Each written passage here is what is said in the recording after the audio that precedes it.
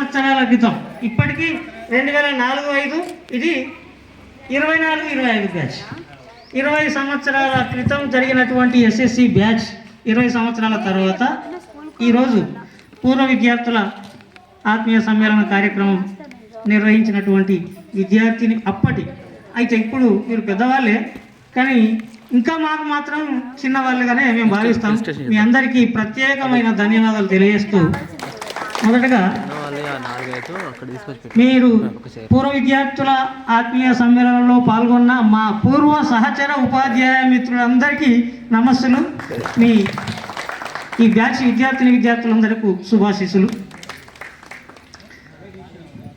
నా గురించి నేను ఎంత చెప్పుకున్నా మాకంటే ఎక్కువ మీకే తెలుసు కాబట్టి నేనేం చెప్పదలుచుకోలేదు. నేను దాదాపు ఇక్కడే సర్వీస్ చేసిన, కాకుంటే మీ 10th వరకు నేను లేను. మీరు 8th మధ్యలో నేను వెన్నంపల్లికి పోయినా కానీ నేను ఒక వెన్నంపల్లి టీచర్నే కాదు, మంగపేటకు కూడా టీచర్ని. ఎందుకంటే దాదాపు రోజు పోయినప్పుడు వచ్చినప్పుడు వచ్చేది, అప్పుడప్పుడు అవసరం ఉన్నప్పుడు క్లాసులు తీసుకునేది. ముఖ్యంగా నేను సోషల్ మ్యాప్ పెయింటింగ్ నాదే బాధ్యత. ఇక్కడ సత్యాన ఉన్నప్పుడు మ్యాప్ అయితే నువ్వే చెప్పాలని మనం అనుకునేది. తెలుగు నేను చెప్తాను కాబట్టి గ్రామర్ నువ్వే చెప్పాలంటే నేను ఆ కారణంగా మీతోని చివరి వరకు కూడా నా ప్రయాణం కొనసాగింది. అయినప్పటికీ నన్ను ఆదరించి పిలిచినందుకు మీకు ప్రత్యేకమైన ధన్యవాదాలు తెలియజేస్తూ, ఈ పాఠశాలతో మాకు ఇప్పటిది అనుబంధం కాదు. 1984 జనవరి 6వ తారీఖున నేను ఇక్కడికి వచ్చిన. నేను సత్యన్న గురించి మామూలుగా నాది ఎటు నుంచి ఎటు పోదో తెలియదు, కానీ అన్ని కవర్ చేసుకోవాలి. సత్యన్న అన్నందుకు చెప్తున్నాను, మాదొక జోడి, మేము వేరే కాదు. వాళ్ళు ఇదివరకే చెప్పారు, పెద్దపల్లికి మేము పోయినామంటే ఇద్దరం కలిసే పోయేది. ఒకవేళ అనుకోకుండా మేము ఎప్పుడైనా పోతే నాకు కలిసిన వాళ్ళు సార్ వచ్చిందని చెప్పేది, సత్యాన్న కలిసిన వాళ్ళు నారాయణ సార్ వచ్చిందని చెప్పి మీరు కలుసుకున్నారా లేదా, మేము అక్కడ కలుసుకున్నది అట్లా. అంటే మా బంధం అట్లా కొనసాగింది. ఆ సందర్భంలో చాలాసార్లు నన్ను అడిగిన వాళ్ళు ఉన్నారు, మరి మీరు ఈ బంధానికి కారణం ఏంటి, నీకు ఎవరు సత్యనారాయణ సార్ ఏంది, నీ కోవర్కరా, నీ టీచరా, ఫ్రెండా, ఎవరు అంటే నాకు అన్ని, ఒక ఫ్రెండ్, ఒక సహచర ఉపాధ్యాయుడు, ఒక గురువు, తర్వాత ఆత్మీయుడు. నేను ఇప్పటికీ కూడా వాళ్ళ ఇంట్లో కుటుంబ సభ్యునిగానే ఉంటా. వాళ్ళు అట్లే చూస్తారు, నేను అట్లే ఉంటే. నేను దానికి కారణం కూడా చెప్తాను. నేను 10th క్లాస్ నుండి 10th ఇంటర్మీడియట్ వరకు కూడా వాళ్ళ ఇంట్లోనే రాత్రి పడుకొని చదువుకున్న సందర్భం. అక్కడ నాకు ఇంగ్లీష్ చెప్పేది, అట్లా గురువే కదా. 10th ఇంటర్మీడియట్ నాకు ఇంగ్లీష్ చెప్పింది, అట్లా గురువు. వాళ్ళ అమ్మ నాన్నలు అయితే సత్యాన్ని ఎట్లా చూసినట్ట, నేను 2 రోజులు కనబడకుంటే మా ఇంటికి వచ్చి ఎందుకు రాలేదు వీడు అని అన్నంత చొరవ ఉండే. అట్లాంటి మా బంధంకు మేము ఏమీ చెప్పుకుంటాం అంటే, మేము వేరే కాదు ఒకటే అని చెప్పడానికి ఇది చెప్తున్నాం. అంటే గురువు ప్రతి కార్యక్రమంలో మేము ఇద్దరం పాల్పంచుకునేది. యాదృచ్ఛికంగా ఇద్దరికి ఒకేసారి జాబ్ వచ్చింది. ఇద్దరు 84 జనవరి 6లోనే జాయిన్ అయినాం. సత్యన్న ఫస్ట్ బంధంపల్లిలో జాయిన్ అయినాడు, తర్వాత సెప్టెంబర్లో ఇక్కడికి వచ్చింది. అప్పటి నుండి 2019 వరకు ఇక్కడే ఇద్దరం కలిసి పనిచేసినాం. అందరికీ ఒక విచిత్రమైంది, ఈ నేను ఒక దగ్గర ఎట్లా పని చేస్తారంటే మాదోటి చిత్రమైనది ఉన్నది. తెలుగుపల్లె, బూరుగుపల్లె, మంగపేట 3 ఇక్కడే కలుస్తాయి, కానీ మేము ఇక్కడే ఉంటాం. కానీ మా పేర్లు రికార్డులో మాత్రం కొంత సంవత్సరాలు బూరుగుపల్లె, సత్తన్న తెలుగుపల్లె, నేను మళ్ళీ మంగపేట ఇట్లుంటాయి. ఎవరికి తెలియదు వీళ్ళు మంగపేటనే ఉంటుందని. రికార్డుకు లాంగ్ స్టాండింగ్ కాకుండా అట్లా చేసుకొని అన్ని సంవత్సరాలు ఇక్కడ కొనసాగినాం. తర్వాత ప్రమోషన్ వచ్చినప్పుడు కూడా మా ఇద్దరి మధ్యలో బాండింగ్ ఎట్లుంటుందో ఒకసారి చెప్తా. ఇద్దరికి ఒకటేసారి ప్రమోషన్ వచ్చింది, ఇద్దరు ఒకేసారి, ఇద్దరు బాండింగ్ ఒకటే చెప్పిండు సత్తా. సబ్జెక్ట్ ఒకటే, ఇద్దరం ఒక దగ్గర ఉండరాలి. అంతకుముందు ఉన్నాం. నాకు మంగపేట నువ్వు ఇస్తేనే నేను ప్రమోషన్ తీసుకుంటా, లేకుంటే తీసుకో. నువ్వు మంగపేట కోరుకుంటే నేను ప్రమోషనే తీసుకున్నా అన్నాడు.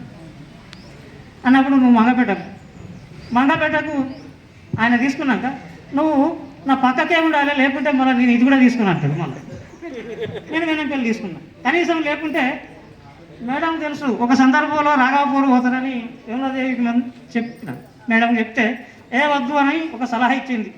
ఎట్లా అయితే సత్యంగా కూడా ఉంటే మనం పక్కకే ఉండాలి, లేకుంటే నేను ప్రమోషన్ తీసుకోవాలన్నా అంటే మేము దాని కొరకు మేము అన్నీ ఒప్పుకొని సత్తన్న మంగపేట నేను అన్నాం. మా బంధం చివరి వరకు అట్లే. మళ్ళీ నేను వచ్చినప్పుడు లాంగ్ స్టాండింగ్ కారణంగా గంగారం పోయింది. అది తప్పని పరిస్థితులు. అందుకొరకు నేను ఎందుకు చెప్పుకుంటున్నా అంటే మాకున్నటువంటి ఈ అనుబంధం ఈరోజు ఎంత లోటు కనబడుతుందో తెలుసు. నేను మర్చిపోలేని సంఘటన. ఒక రకంగా చెప్పాలంటే నాకు నా లైఫ్ టర్న్ కావడానికి కూడా కారణం. ఎందుకంటే 10th ఇంటర్మీడియట్లో ఇంగ్లీష్ చెప్పకుంటే నేను పాఠశాలకు వెళ్ళలేదు. మీకు ఎవరికి తెలియదు. ఏదైనా సందర్భం వచ్చినప్పుడు చెప్పుకుంటా, నేను గర్వంగా చెప్పుకుంటూ కాదు కానీ నన్ను ఆదర్శంగా తీసుకోవచ్చు ఎవరైనా. 10th ప్రైవేటే, ఇంట్లో కూర్చుండి చదువుకున్నాను. అది సత్యనారాయణ సార్ ఇంట్లోనూ. మా ఇంట్లో కరెంట్ లేదు, వాళ్ళ ఇంట్లో కరెంట్ ఉన్నది. రాత్రి ఆయన ఇంగ్లీష్ చెప్పేది. ఇంగ్లీష్ చెప్పినాక రాత్రి అక్కడే పడుకొని తెల్లారి లేచొచ్చి ఇంటికి వచ్చి వ్యవసాయం చేసి మళ్ళీ సాయంత్రం వచ్చిన తర్వాత మళ్ళీ సాయంత్రం క్లాస్ తీసుకునేది. రాత్రి ఆడనే చదువుకునేది, రాత్రి ఆడనే పడుకునేది. అట్లా 10th ఇంటర్మీడియట్ ప్రైవేట్గానే చదువుకున్నాం. అది సత్యాన ఇంట్లో. ఇక వాళ్ళ ఇంట్లో నేను వేరే మనిషి లెక్క నన్ను ఎవరు ట్రీట్ చేయరు. అప్పుడు కానీ ఇప్పుడు కానీ ఎప్పటికీ కూడా ఇట్లనే ఉంటామని సత్తన్న గారి జ్ఞాపకం నా చివరి వరకు అలాగే కొనసాగుతుందని చెప్పుకుంటూ, ఇక మీరు చిన్నప్పటి నుంచి అలాగనే చదువుకున్నారు. వాస్తవంగా 1వ తరగతి నుంచి కూడా ఇక్కడే ఉన్నారు. మీకు అన్ని విధాలుగా నా ఉద్దేశం ఏమిటి అని అంటే, మేము కష్టపడ్డాం. నేను చాలా కష్టపడి చదువుకున్నా. నాకు ఏమైనా సహకారం చేయాలని అనిపిస్తే వీళ్ళకు చేస్తే కొంతనైనా లాభం జరిగితే చాలు. అంటే 50% స్థిరంగా ఉన్నా కానీ నేను సంతోషపడతానే ఉద్దేశంతో నాకు సాధ్యమైనంత వరకు సహకారం చేయాలనే ఉద్దేశంతో మొదటి నుంచి కూడా సర్వీస్ చేసుకుంటూనే ఉంటున్నాను. ఏ స్కూల్లో పనిచేసినా సర్వీస్ చేసేది. ఏ స్కూల్లో పనిచేసినప్పటికీ మంగపేటలో కూడా నా సహకారం తప్పకుండా కొనసాగింది అని చెప్పుకుంటాను. ఇకపోతే ఇప్పుడు నిజంగా కూడా బాగా సంతోషం అనిపిస్తుంది. మీరు మాట్లాడినప్పుడు చూస్తే ఒక్కొక్కరు మంచి స్థాయిలో ఉన్నారు. ప్రభుత్వ ఉద్యోగాల్లో ఉన్నారు. అన్ని రకాల ఏ స్థాయిలో వారు అభిరుచుల మేరకు వాళ్ళు ఎంచుకున్న రంగంలో ఉన్నత స్థాయిలో ఉండి వాళ్ళు స్థిరంగా ఉన్నారు అంటే, స్థిరపడ్డారు అంటే అంతకంటే మేము అది నిజంగా కూడా గర్వపడుతున్నాను. ఇది ఇట్లాగే కొనసాగాలని, ఇంకా అభివృద్ధిలోకి రావాలని, మీ పిల్లలను కూడా మీరు అనుకున్న గోల్ రీచ్ కాకుండా ఉంటే మీ గోల్ను మీ పిల్లల ద్వారా తీర్చుకొని ఉన్నత చదువులు చదివించి వాళ్ళని కూడా మంచి స్థాయికి తీసుకురావాలని కోరుకుంటూ, ఇక అమ్మాయిలు చెప్తున్నారు. అమ్మాయిలు వీళ్ళకి ఏమేమంటే వీళ్ళు ఎంత బాధ్యతగా మాట్లాడారంటే నిజంగా కూడా నేను ఈ పని చేస్తున్నా, గింత సంపాదిస్తున్నా అంటే మీరు ఎవరు తక్కువ లేదు. ఇప్పటికీ కూడా మధ్యలో ఖాళీగా ఉండి తర్వాత ఏదో సంపాదించాలనే తపనతోని తలొక పని చేసుకుంటున్నామని ఎవరు ఖాళీగా ఉన్నట్టు చెప్పలేదు. ఇంకొకటి, మనం చేసేది మనం ఉండే స్థితిలో సంతృప్తి ఉంటే అంతకంటే మించింది ఏం లేదు. మీరు అందరూ సంతృప్తిగా సంతోషంగా ఉన్నారని తెలిసి చాలా సంతోషపడుతున్నాను. ఒక గురువుగా అంతకంటే మేమేం కోరుకోం, మీ బాగునే కోరుకుంటాం. ఇలాగే ఉండాలని. తర్వాత ఇంకొక చిన్న సూచన, మీ గ్రూపు ఇలాగే కొనసాగించుకొని మీ రంగాలలో ఏమైనా అవకాశాలు ఉంటే వీళ్ళతో షేర్ చేసుకుంటే, వీళ్ళకు కానీ వీళ్ళ పిల్లలకు కానీ అట్లాంటి అవకాశాల్లో సహకారం అందించుకుంటే భవిష్యత్తులో మీ బంధం ఇంకా బలపడే అటువంటి అవకాశం ఉంటుంది. కాబట్టి అట్లా మీ ఫ్రెండ్స్తో అందరితో టచ్లో ఉండుకుంటూ సహకారాన్ని అందించే విధంగా మీ కార్యక్రమాలు కొనసాగాలని మిమ్మల్ని కోరుకుంటూ, ఇక తక్కువనే చాలా మాట్లాడాలనుకున్నా. వాస్తవంగా నేను చెప్పాలనుకుంటే నేను సోషల్ టీచర్, కానీ నేను ఎప్పుడు సోషల్ చెప్పలేదు. అది చెప్పుకోవడానికి గమతం ఏంటంటే ఏది కావాలంటే అది నాకు ఇది చెప్పు అంటే అది చెప్పాలి, ఇక తర్వాత చెప్పుకున్నాను. ఇక మొదలుగా మాకు వచ్చిన వాళ్ళని చూస్తే విమలాదేవి మేడం, జయప్రకాష్ గారు ఇద్దరు ఒకటేసారి వచ్చింది. వచ్చిన కొద్ది ఒక సంవత్సరం లోపల నేను ప్రమోషన్ మీద నేను వెళ్ళిన. ఆ ఉన్న కాలము చాలా ఆనందంగా గడిపినాం. తర్వాత కూడా నేను వెన్నెంపల్లికి పోయినప్పటికీ దూరం కాదు కాబట్టి రోజు ఒకసారి కలిసేది, ప్రతి విషయంలో మనం షేర్ చేసుకునేది. నన్ను వాళ్ళు కూడా ఎప్పుడు వెన్నెంపల్లి టీచర్ అనుకోది మగపేట ఉపాధ్యాయుడే అని కోరుకునేవాళ్ళు. మీరు నేర్చుకోండి. అట్లా వీళ్ళు నేర్చుకున్నారు. ఎందుకంటే హై స్కూల్లో ప్రొసీడింగ్స్ రాయడం కానీ, ఉత్తర ప్రత్యుత్తరాలు ఎట్లా ఉంటాయి, బిల్స్ ఎట్లా చేయడం నేర్చుకుంటే మీరు అక్కడ చేయాల్సిన పని లేదు. కానీ మీకు వచ్చిందని తెలిస్తే ఆ విలువ వేరే ఉంటుంది. హెచ్ఎం అందరూ కూడా నీకు పని వస్తుంది కదా, చెయ్యి అంటే మీరు వెంటబడతారని చెప్పేది. అట్లా వాళ్ళు అట్లా తయారైందనే నేను అనుకుంటున్నాను. నిజంగా కూడా నేను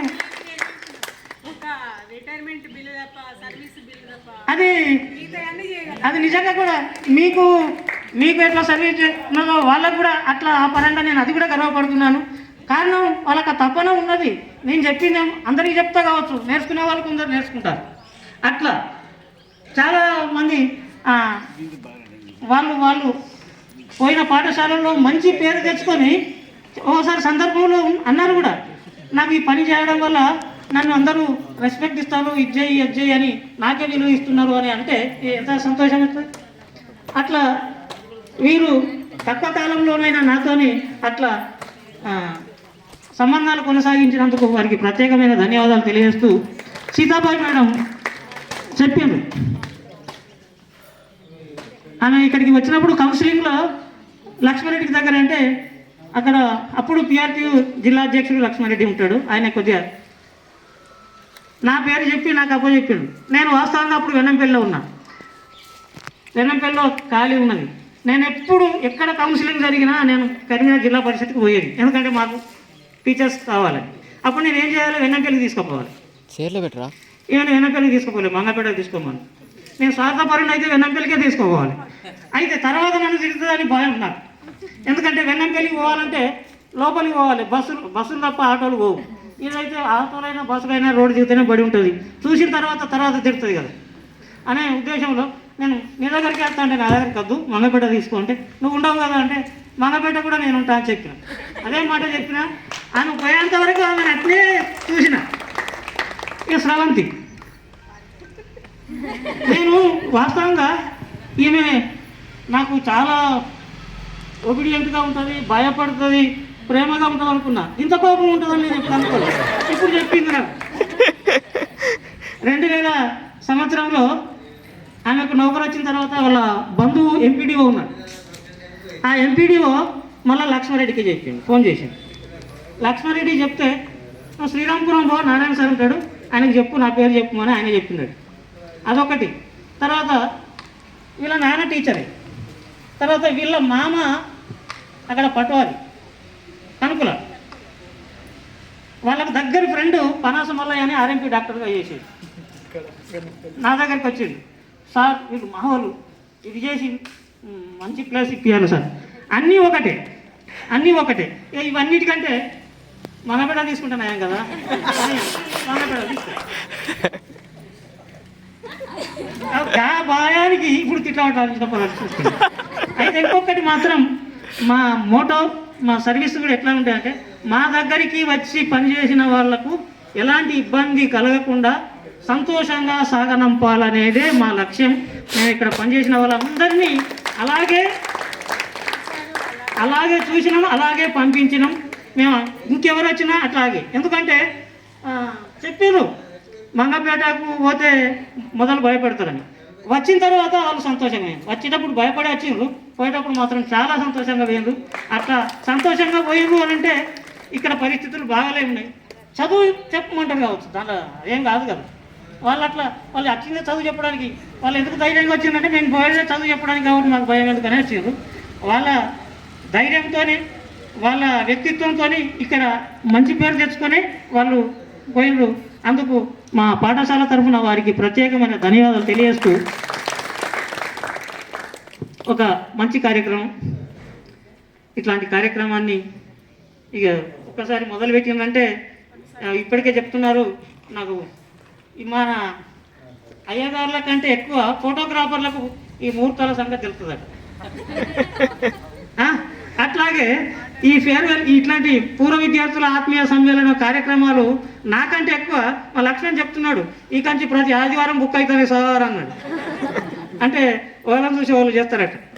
ఇది ఆనవాయితీ కొరకు కాకుండా మీ సంబంధాలను మెరుగుపరుచుకోవడానికి, పరస్పర సహకారాలు అందించుకునేడానికి మాత్రమే వినియోగించుకొని ఇట్లాంటి కార్యక్రమాలు కొనసాగించాల్సిందిగా కోరుకుంటూ ఈ అవకాశం ఇచ్చినటువంటి బ్యాచ్కి ధన్యవాదాలు తెలియజేస్తూ ముగిస్తున్నాను. ఇప్పుడు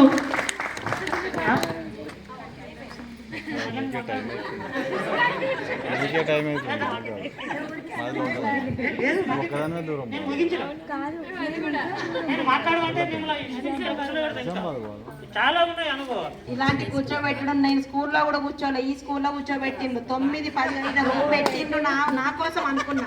10th క్లాస్ బ్యాచ్ కోసం నన్ను ఎన్ని రకాలుగా వాడాలో అన్ని రకాలుగా వాడింది ఇక్కడ. తర్వాత వాగొడ్డుకు పంపించేసిన తర్వాత మ్యాటర్.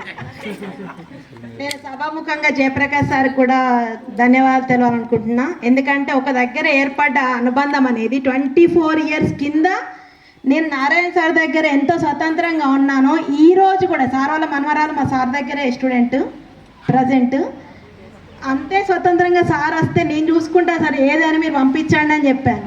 అప్పుడు నాకు ధైర్యం వచ్చింది, అమ్మ అప్పుడు సార్ దగ్గరికి నేను పోయినా కదా, ఇప్పుడు సార్ వాళ్ళ ఒక అవతర అయితే వచ్చేసింది. ఏదైనా నేను సపోర్ట్ ఇవ్వాలి అని అనుకున్నాను, కానీ నాకు ఇంతవరకు సార్ అవకాశమే ఇవ్వలేదు. మా పాపనే పారిపోయి వచ్చింది హాస్టల్లో తప్ప, సారాల వనరాల మాత్రం అక్కడే ఉంది. జయప్రకాష్ సార్ గురించి చెప్తే, ఇక్కడ ఉన్నప్పుడు ప్రతి ఒక్కరు చెప్పాను, ఒక చిన్న పిల్లలా ట్రీట్ చేసేవాళ్ళు. ఎందుకంటే చాలా చిన్న ఏజ్లో వచ్చాను, అన్మ్యారీడ్గా వచ్చాను ఇక్కడికి. అదే స్వతంత్రంతో సార్ కాల్ చేశాను. నా సబ్జెక్ట్ యాక్చువల్గా ఇంగ్లీష్ ఇంట్రెస్ట్, మొదటి నుండి ఇంగ్లీష్ మీడియం అనమాట. ఫార్మసీ అంతా ఇంగ్లీష్ మీడియం కాబట్టి నాకు ఈ ఫిజికల్ సైన్స్ నా సబ్జెక్ట్ అయినప్పటికీ కూడా నేను ఎప్పుడు టీచ్ చేయలేదు దాన్ని. సార్ కాల్ చేసి నారాయణ సార్ దగ్గర నుంచి ఎట్లయితే వారిపోయినో జాబ్ వద్దని, నేను ప్రమోషన్ తీసుకోనని, జయప్రకాష్ సార్ ఫస్ట్ మీరు రాండ్రి, నేను అక్కడనే ఉన్నా ఏదైనా నేను చూసుకుంటా కానీ ఫస్ట్ రాండ్రి అన్న కర్మానికి సార్ పక్క స్కూల్కే పోయినా. నేను పోలే సార్ పక్క స్కూల్కి వెళ్ళినా.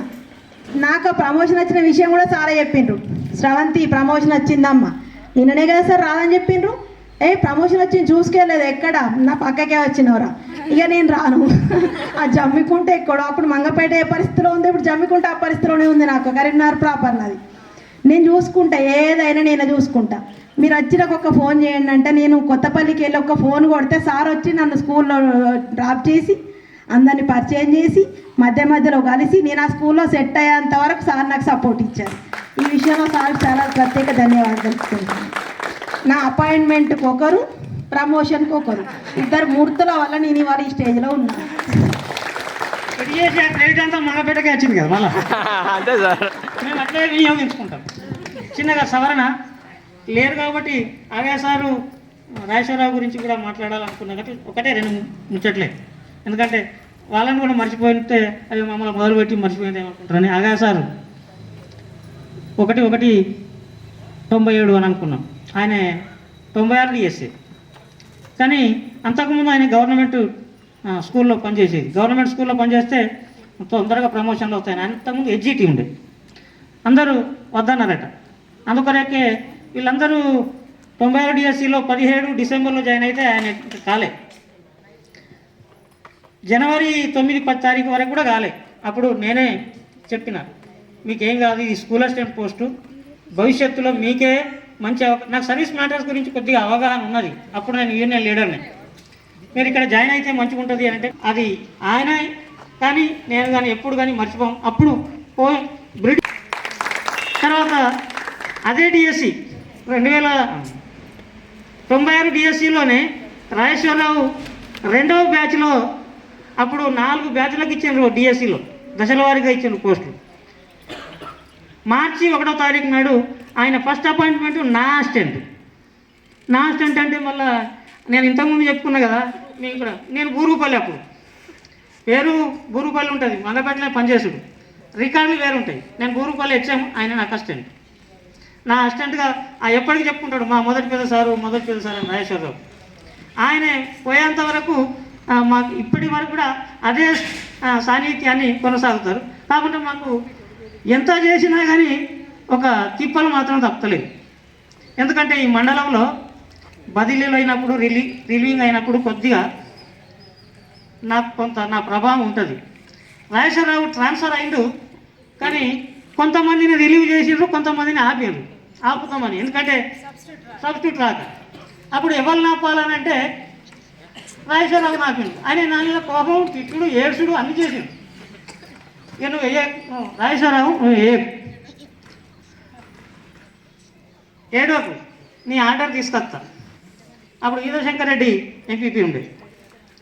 జూన్లో మళ్ళీ ఆర్డర్ ఇప్పించి పంపించినాం.